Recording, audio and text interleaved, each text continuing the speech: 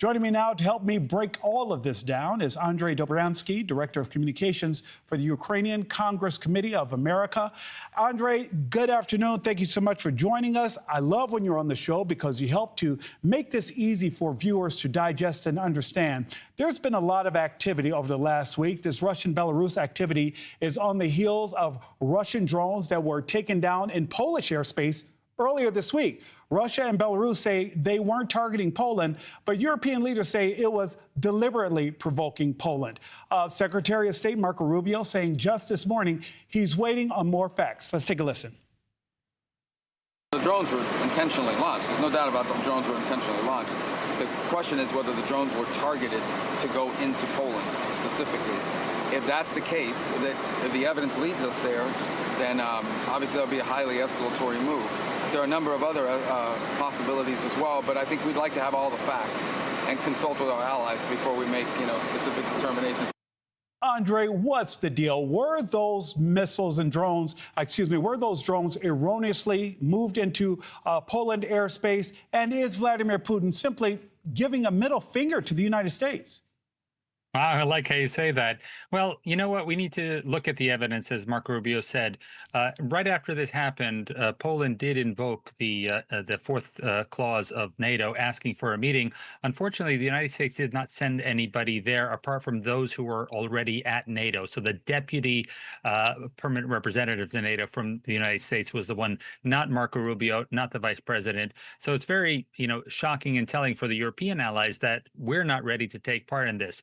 As to what actually happened, we had 19 violations of the airspace. We've had other violations of Romanian and Polish airspace before, of things being shot down and then they drift into Polish territory, things that maybe transit through Polish territory, come back to Ukraine. But once you count 19 in one night, it was a clear signal.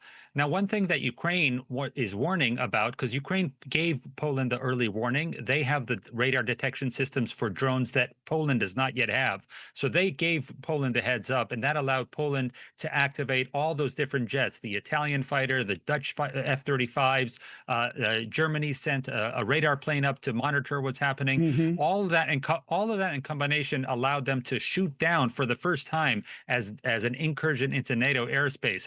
But what we need to really look at is this is an escalation. Andrij, this exercise by Russia and Belarus is drawing concern in Kyiv and Western allies like Poland, Lithuania, and Latvia, which borders Belarus. Why is there so much fear? Because the last time there was an escalation like this training exercise, Russia ended up leaving the equipment on the border of the Western countries, including Ukraine, and used that equipment to invade Ukraine. So this happens on a regular cycle. Sometimes, some years, the training exercise like this one is the Zapad, the one attacking the West, and sometimes it's in Pacific or Arctic spheres. This year, it's a Western attack training, and this is what the West is looking at. How are they potentially going to attack NATO ally countries? And that's what they should be worried about. What is important for the rest of the world to understand is this is a typical tactic of Russia. Escalate now, and then instead of dealing with the issues that are underlying, like the invasion of Ukraine, the invasion of Georgia, just negotiate this current escalation, such as the 19 violations of Poland airspace. That could be what triggers a ceasefire negotiation, instead of recognizing that there are human rights violations, that we've crossed an international border for all of these other countries that Russia has invaded. Andrij, I've got less than 30 seconds, but I have to ask you this, all on the heels of Mr. Trump literally holding a welcoming ceremony for Vladimir Putin. Vladimir Putin, you agree, is fully aware of what he's doing? I think, yes, absolutely. And as I mentioned, he's done this before. Right before the Olympics in 2012, he escalated the crackdown on LGBT rights in Russia.